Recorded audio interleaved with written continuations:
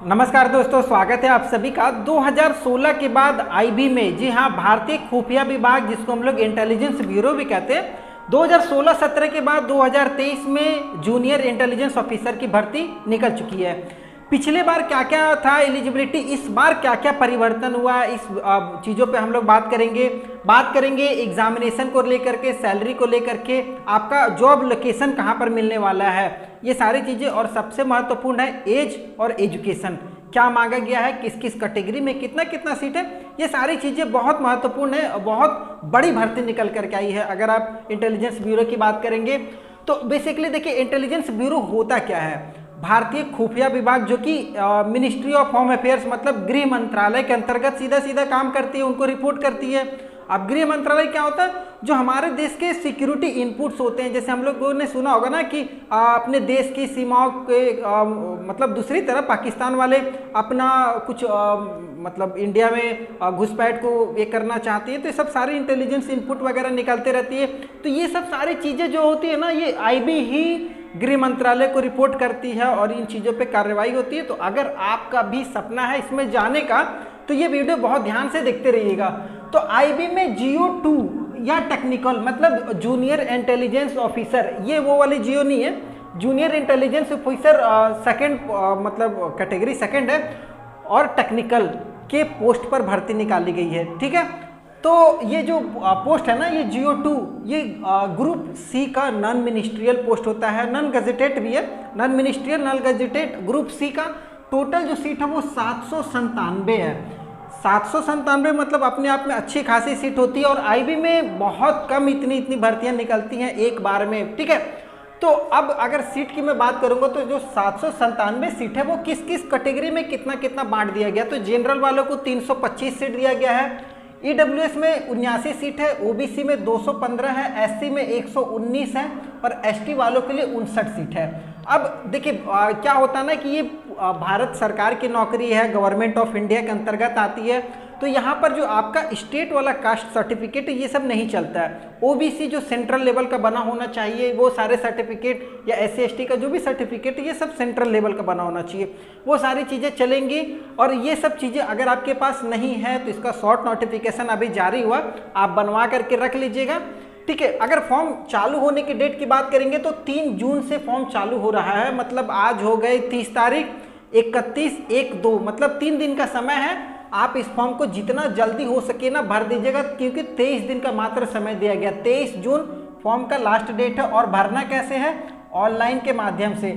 और जैसे चालू होगा उसका मैं भरने का वीडियो एक बना दूंगा, आपको वेबसाइट भी मैं नीचे डिस्क्रिप्शन बॉक्स में, या मेरे टेलीग्राम चैनल पे नहीं जुड़ेंगे तो वहाँ से जुड़ जाइएगा, मिल जाएगी। आपको फॉर्म भर लेना है, मतलब फॉर्म आपको सही टाइम पे भर लेना है, क्योंकि इसकी साइट बहुत जल्दी स्लो होती है, ये ध्यान में रखिएगा। फॉर्म फी की बात करेंगे तो 450 रुपये लगेगा जनरल OBC EWS वालों को, 450 फीस। कुछ अलग से भी चार्ज है, मतलब 500 रुपये जनरली मान लीजिए लगने वाला है। SC ST और फीमेल को 0 रुपये है, मतलब इनको कोई चार्ज नहीं लगने वाला। तो आप अपनी कैटेगरी के हिसाब से देख सकते हैं फॉर्म फी। अगर इतना आप अफोर्ड कर सकते हैं तो ज़रूर इस फॉर्म को भरिएगा। देखिए एज की बात करेंगे तो 18 से 27 साल, मतलब मिनिमम कम से कम 18 होना चाहिए, मैक्सिमम 27 साल। कब कंप्लीट होना चाहिए, तो फॉर्म का लास्ट डेट 23 जून 2023, इस डेट तक अगर आपका 18 साल हो जा रहा है तब तो ठीक है, अगर नहीं हो रहा है तो फिर कभी निकलेगी तो फिर भरिएगा। और 27 साल से ज़्यादा नहीं होना चाहिए, मतलब 23 जून को अगर आपका 27 साल कंप्लीट हो गया है तो भी भर सकते हैं, उससे ज़्यादा नहीं होना चाहिए, मतलब एक भी दिन अगर ज़्यादा होगा तो नहीं भर पाइएगा। रहा छूट की बात, तो SC ST को 5 साल की छूट मिलेगी, मतलब SC ST वाले 18 से लेकर के 32 साल तक इस फॉर्म को भर सकते हैं, जबकि OBC वाले 18 से लेकर के 30 साल तक। आपको भी यही 23 जून तक आपका भी एज कट ऑफ होना चाहिए। तो एज का जो भी डाउट है वो क्लियर हो गया होगा। आगे बात करते हैं एजुकेशन। देखिए इस बार परिवर्तन, अगर आप पिछली बार को निकाल करके देखेंगे तो पिछली बार जो था इंटरमीडिएट लेवल पे ये भर्तियां आई थी। देखिए थोड़ा सा नॉइज़ वगैरह है, हमारे अगर अड़ोस पड़ोस में पूजा वगैरह चल रहा है, तो थोड़ा सा कॉपरेट कीजिएगा। तो पिछली बार 12th पे भर्ती आई थी, कुछ आपको एक्स्ट्रा कंपनी का मतलब आपका क्या बोलते हैं एक्सपीरियंस वगैरह भी मांगा गया था। लेकिन इस बार थोड़ा सा परिवर्तन है। इस बार परिवर्तन क्या है कि मांगा गया डिप्लोमा इन इंजीनियरिंग, डिप्लोमा आपका होना चाहिए ठीक है। अब डिप्लोमा किस किस सब्जेक्ट में या किस किस ट्रेड में होना चाहिए, तो अगर आपने इलेक्ट्रॉनिक्स से डिप्लोमा किया हुआ तो फॉर्म भर सकते हैं।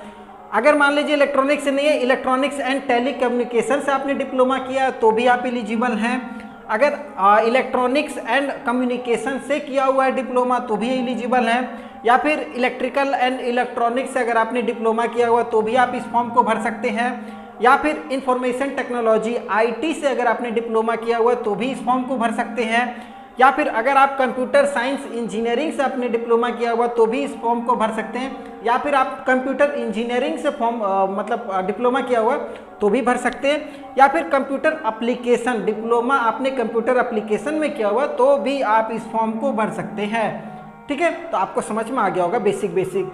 उसके बाद कुछ बैचलर्स वालों को भी यहाँ पर एलिजिबल मांगना गया है कि बैचलर, अगर आपने बैचलर डिग्री साइंस के साथ साथ अगर आपने इलेक्ट्रॉनिक्स या फिर कंप्यूटर या फिर फिजिक्स या मैथ इनमें से किसी में भी किया हुआ है तो आप इस फॉर्म को भर सकते हैं साइंस के साथ। ठीक है, ये ध्यान दीजिएगा।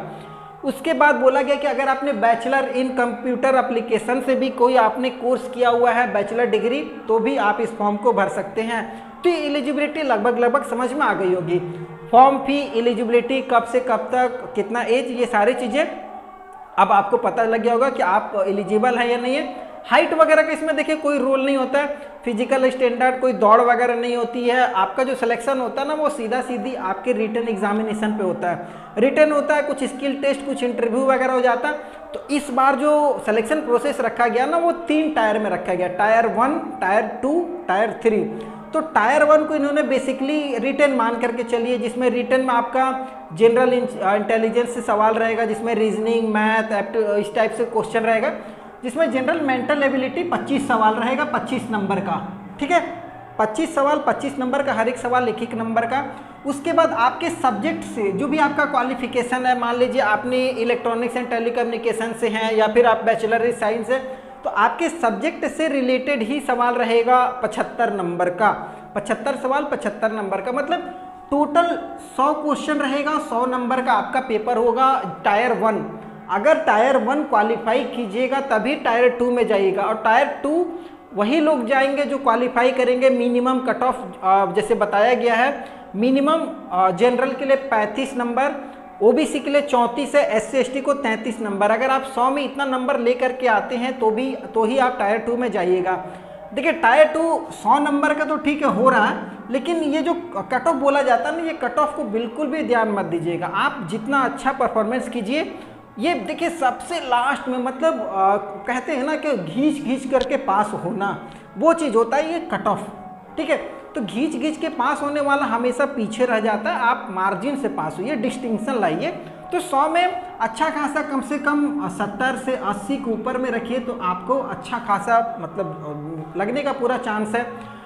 अगर मैं बात करूंगा एग्ज़ाम जो होगा टायर 1 वो 2 घंटे का पेपर होगा, 0.25 का नेगेटिव मार्किंग भी होता है। ठीक है, तो ये ध्यान दे करके चलिएगा, नेगेटिव मार्किंग है आपका। अगर मान लीजिए टायर 1 आप सेलेक्ट हो जाते हैं, मिनिमम कटअप भी मान लीजिए 35 नंबर लेकर के आ जाते तो आप टायर 2 में आ जाइएगा।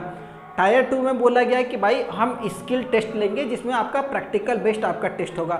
अब प्रैक्टिकल बेस्ड जो आपने किया हुआ है ना, इससे रिलेटेड जो आपका सब्जेक्ट है उससे रिलेटेड आपका स्किल्ड होगा, और उसमें आपको प्रैक्टिकल से रिलेटेड आपको सवाल वगैरह या कुछ करने दिया जाएगा, जो कि 30 नंबर का होने वाला है, और इसको आपको क्वालिफाई करना पड़ेगा। ठीक है, इसको पास कीजिए, फिर टायर 2 को क्वालिफाई कीजिए। आप टायर 2 में पता है कितने लड़के जाएंगे? 797 जो है ना, इसके 5 गुना लड़के, मतलब इसको अगर 800 भी मान ले रहे तो 8 पंचे 40, मतलब लगभग 4000 लड़के ही जाएंगे टायर 2 में। अब फॉर्म कितना गिरेगा? कम से कम लाखों फॉर्म इसमें जाने वाला है। लाख फॉर्म में मात्र 4000 लड़के टायर 2 में आएंगे। टायर 1 में सबको देने मिलेगा, कोई दिक्कत नहीं है, लाख 10 लाख जितना ही फॉर्म आए वो टायर 1 का एग्ज़ाम देने मिलेगा सबको, लेकिन टायर 2 में मात्र 4000 लड़के जाएंगे, ये बहुत ध्यान दीजिएगा। ठीक है, अब अगर आप टायर 2 स्किल टेस्ट में अच्छा खासा पास कर जाते हैं 30 नंबर में, तो टायर 3 होगा, जिसमें आपका इंटरव्यू होगा या फिर आपका पर्सनैलिटी टेस्ट, क्योंकि भाई आप ऑफिसर बन रहे हो, इंटेलिजेंस ब्यूरो में आप ऑफिसर हो भाई, बहुत बड़ी बात होती है। तो आपका इंटरव्यू और पर्सनैलिटी टेस्ट होगा, जो कि 20 नंबर का होने वाला है। ये सब सारी चीज़ें अगर आप पास कर लेते हो ना, तो एक अच्छी खासी सैलरी लेवल 4 का आपको पेमेंट मिलने वाला है 25,500 से लेकर के 81,100। अगर मैं टोटल सैलरी बात करूँ ना ऐसे शुरुआती लेवल में, तो लगभग आपका टीए डीए वगैरह सब कुछ मिला करके 61,000 रुपये से ऊपर की आपकी सैलरी बनेगी पर महीने। शुरुआत की मैं बात कर रहा हूँ, ठीक है। अब शुरुआत में 61,000 60,000 रुपये सैलरी बहुत बड़ी बात होती है। प्रमोशन की अगर मैं बात करूँ तो अभी आप जियो 2 में हैं, उसके बाद क्या हो जाएंगे, जियो 1 में चले जाएंगे, ठीक है। अच्छा, जियो 1 में अच्छा परफॉर्मेंस रहा तो 2-4 साल में आराम से, उसके बाद 10 साल के बाद डीसीआई में चले जाएंगे। ये सब सारी धीरे धीरे आपका पोस्ट वगैरह बढ़ते चल जाएगा, तो आप इस हिसाब से अपना परफॉर्मेंस बना सकते हैं। और एक रेपुटेशन होता है भाई, आईबी में आप जॉब कर रहे हैं तो पूरे समाज में या फिर जो भी लोग सुनता है ना, एक रिस्पेक्टफुल नज़र से देखता है, ओ आईबी में है, कोई बात नहीं। सर्विस लोकेशन की बात करेंगे तो ऑल ओवर इंडिया में, भारत में कहीं भी किसी भी राज्यों में आपका जहाँ भी आईबी का ऑफिस होगा वहाँ आपको जॉब मिलेगी। अगर एग्जामिनेशन सेंटर की बात करेंगे तो ऑल ओवर इंडिया में लगभग 30 एग्जामिनेशन सेंटर बनाया गया है। आप 30 में से कोई 5 एग्जामिनेशन सेंटर चूज कर सकते हैं, उसी 5 जगह में से कहीं भी एक आपका एग्ज़ाम होने वाला है। ये वीडियो अच्छा लगा हो, जानकारी समझ में आई हो तो चैनल को सब्सक्राइब जरूर कीजिएगा, क्योंकि आप लोग वीडियो देखने के बाद सब्सक्राइब नहीं करते। सब्सक्राइब करके जाइएगा, क्योंकि आगे फिर और भी भर्तियाँ आने वाली हैं जो सबसे पहले आपको इसी तरीके से मिल सके। वीडियो पसंद आया तो चैनल को सब्सक्राइब कर लीजिएगा। अगर फिर नई वीडियो मिलेंगे, तब तक के लिए जय हिंद।